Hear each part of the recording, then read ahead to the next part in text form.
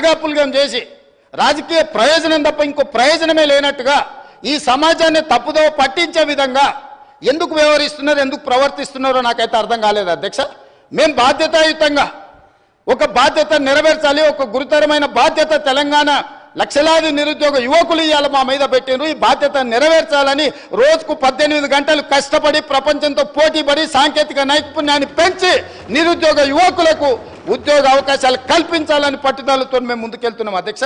ఇవాళ పేపర్లలో రోజు చూస్తున్నారు కదా అధ్యక్ష, ఇంజనీరింగ్ చదువుకునే పిల్లలు గంజాయి సరఫరా చేసి దొరికిరు అధ్యక్ష. డాక్టర్లు చదువుకునే పిల్లలు గంజాయి సేవిస్తూ గంజాయి కొనుగోలు చేస్తూ ఇలా దొరికింది అధ్యక్ష. చిన్న చిన్న పాఠశాల పిల్లలు 6వ తరగతి 7వ తరగతి చదివే పిల్లలు, ఆడపిల్లలు మగపిల్లలు డ్రగ్స్కు బానిసలై ఇవాళ తెలంగాణ సమాజం అంతా వ్యసనాలకు బానిసలై గంజాయి డ్రగ్స్కు లోనవుతుంటే ఆ యువతను బయటికి తేవాలి, పని కల్పించాలి, వాళ్ళకి శిక్షణను ఇవ్వాలి, వృత్తి నైపుణ్యం